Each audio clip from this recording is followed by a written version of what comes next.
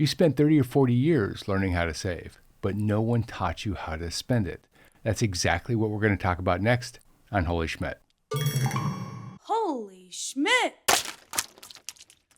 Most retirement advice begins with a percentage, but that's the wrong place to begin because you need to know what you're going to be spending the money on first. Think about 3 common goals. The first is lifestyle, where you want to go, what you want to do, what you want to see. The second is legacy. What do you want to leave behind for your family or for charities? And the third is safety. Safety is very important because unless you have safety covered, nothing else matters. And each goal points to a different plan. If you wanted to travel for the next 10 years, you're going to spend a lot differently than if you wanted to leave a big legacy for family or a charity. Same savings, very different withdrawal plans. And how you spend should be derived from the plan, not drive the plan. Then you need to add to that the costs that tend to increase with age. Healthcare costs are a real expense, they're a big expense. Long-term care is a possibility, and the older you get, the more likely it is you're going to need it. Then add your fixed living expenses and the taxes you need to pay on your traditional 401k or IRA. This is the floor that your plan needs to cover before things like travel and gifts. Finally, ask how long the money has to last. A healthy 65-year-old could live into their 90s. If you're planning for a couple instead of one person, then the odds go way up that one, if not both of those people are going to live into their 90s. Morningstar's retirement income research uses a 30-year horizon for that very specific reason. That same article, by the way, points to the fact that people save for 30 or 40 years and get to this stage and they have no plan. They've learned how to put it in, but they have not learned how to take it out. So you need to get clear on 4 things first: your goals, your fixed costs, your health outlook, and how many years the money must cover. Only after that does a withdrawal number mean anything at all. Next up is the sequence of return risk and the one move that can soften that risk. Now here's something that people find counterintuitive. You can take 2 retirees that have about the same income, that contribute the same amount to their savings vehicles, have the same return, and over 30 years, one can end up in a vastly different place than the other. How can that be, you ask? Well, the difference is timing, and it's called sequence of return risk.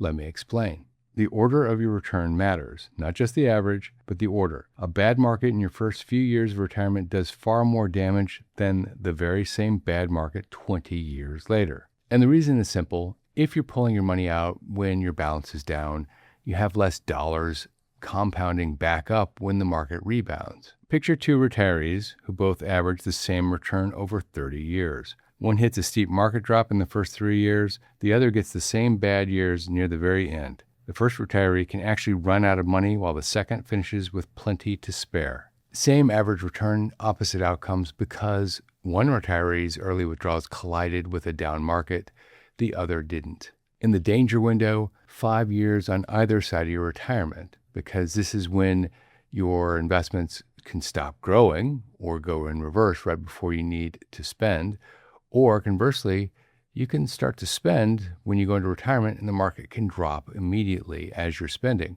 Morningstar describes this window as the years right before and right after you retire. This is when your portfolio is at the largest and most exposed, so an early drop hits the biggest balance you will ever have. So what's the move that softens it? Well, keep a percentage of your portfolio in cash and short-term bonds, high-quality bonds. That will allow you to spend that piece when the markets are dropping, and it will give your portfolio time to recover. And by the way, when the markets are back up, you can refill your cushion for the next shock, because there almost always is a next shock for most people. Now let's talk about the 4% rule, including what the creator now says about that rule. The 4% rule is one of the most famous numbers in retirement planning.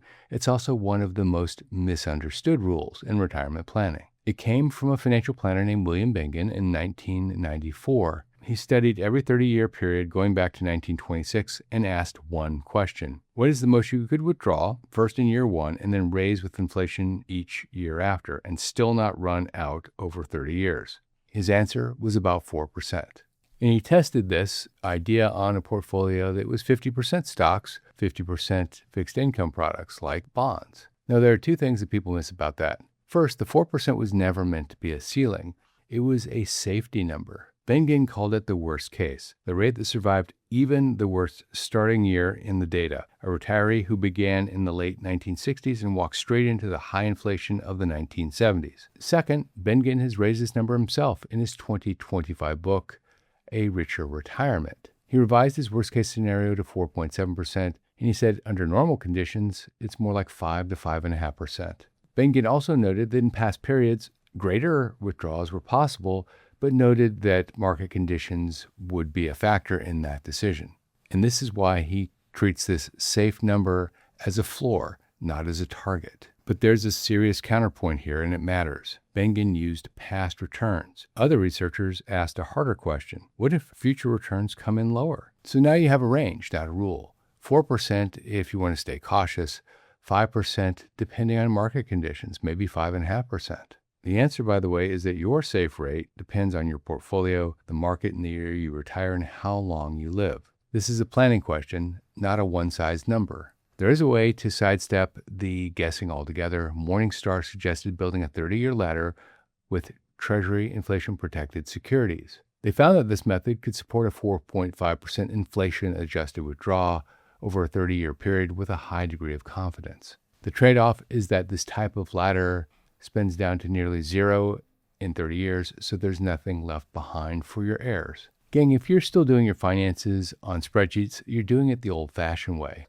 The problem with spreadsheets is that one mistake in a cell and the entire sheet could be wrong. On this channel, we have 3 affiliate relationships. One is Bolden Personal Financial Planning Software. This is the personal financial planning software that I personally use. With Bolden, you can model everything we talk about: withdrawal rates, Roth conversions, a whole host of other aspects of retirement that are really hard to do on a spreadsheet alone. If this is of interest to you, you can try Bolden's full-feature software free for 2 weeks using our affiliate code. Go to go.bolden.com/Schmidt and you get 2 weeks free. After that, if you want to continue, it's $12 a month paid annually. If picking percentages feels like guesswork, there's another method. It's the RMD method. It's the same one that the government uses. Here's how RMDs work. Once you reach a certain age, the government requires you to sell a percentage of your investments and pay the taxes on those investments. Under current law, for people born between 1951 and 1959, that age is 73. If you were born in 1960 or later, that age is 75. So what is the number? Well, it's actually pretty easy to find. You take your account balance from December 31st of the prior year and divide it by a life expectancy factor from the IRS Uniform Lifetime Table. At age 73, for example, the factor is 26.5. So you would take $1 million, let's say, and divide it by 26.5, and that would be the amount you'd be required to take out of your IRA if you had $1 million in your IRA. At age 73, that's $37,700, and as you get older, the factor becomes smaller and smaller, and the amount becomes bigger and bigger. But here's the useful amount. You don't need to wait until age 73 to determine what the factor is. It's available for your current age. It ties your spending to your real balance every single year, so you automatically take less if you've had a bad year and automatically take more if you've had a good year. One warning for later, by the way, if you miss an actual required minimum distribution, the penalty is pretty significant. It's 25% of the amount you should have taken out. And if you take it out within 2 years, then the penalty falls to 10%, but there's still a stark, big penalty there. Finally, there are 2 other points that are important. In your first year only, you can delay withdrawing that amount into the following year, but you're not delaying the second withdrawal. So in that scenario, you could take out 2 withdrawals and have a very big tax penalty. It could push you into a much higher tax bracket than taking it out at 73 and again at 74. And if you give to charity, a qualified charitable distribution allows you to take out up to $111,000 directly from your IRA, and that qualifies for your required minimum distribution, but it needs to go directly from the IRA to a qualifying charity. Now let's talk about the smarter order to withdraw and the tax bill that it can lower. When you hold money in different kinds of accounts, the order you spend them in changes how much tax you pay over your whole retirement. This is one of the biggest levers you actually can control. Many retirees have 3 different types of accounts: a taxable account like a brokerage account, a tax-deferred account like a 401k or an IRA, and a tax-free account like a Roth. A common starting point is to spend taxable money first, tax-deferred money second, and save your Roth for last. The reason is that the Roth continues to grow tax-free the longer you leave it in, and it comes out tax-free in the end. Let's talk about my favorite two identical twins, Callum and Marvin Miller. They have the same savings and the same retirement date. Callum spends without a plan. He pulls from his traditional IRA first because it's his biggest account. Every withdrawal lands on his tax return as income, which pushes him into a higher bracket and raises the tax on his Social Security benefits. Marvin does it in order. He spends his taxable brokerage money first, then his tax-deferred second, and his Roth third. Over 30 years, Marvin keeps more of his money than Callum, even though they're spending basically the same amount. Now, one point worth noting here, the information we're talking about regarding sequencing is a starting point. It's not a law. Someone who has a massive IRA or 401k balance may look at this a little bit differently. They might want to take more out early because they know that they're going to have this big tax spike when they hit age 73 when RMDs begin. That's the kind of trade-off worth modeling before you make any decisions. Gang, how confident are you about retirement really? Many people are more confident than they should be. And that's why I created the Retirement Readiness Quiz. It's a 15-question quiz. It comes with a free 12-page report with your results in the report. It's totally free to you. No phone number, no credit card, nothing like that. And it takes about 2 minutes. If you'd like to get your free 12-page report, simply go to holyschmidt.com/quiz, take the 15 questions, and your report will be emailed to you instantly.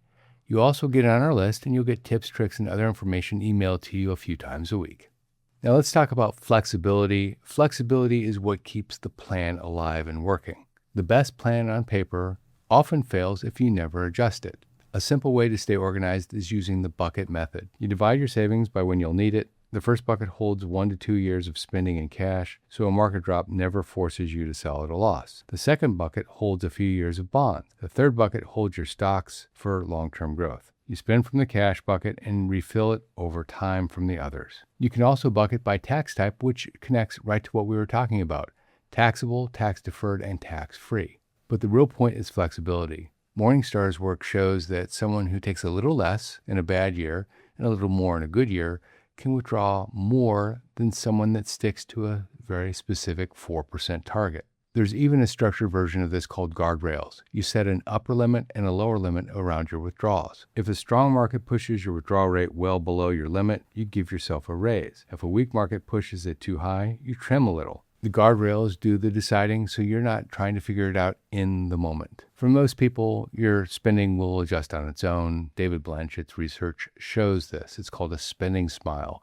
You spend more in your beginning years, less in the middle years, and more in the late years because of healthcare costs. So revisit your plan once a year and check your balance, your spending, and your health, and adjust as necessary. A plan that you keep updating is a plan that lasts.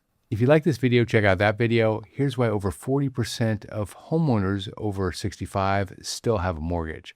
Also, don't forget to check out Bolden. Go to go.bolden.com/Schmidt to get your 2 weeks free. This is Jeff Schmidt, and I will see you in that video right there.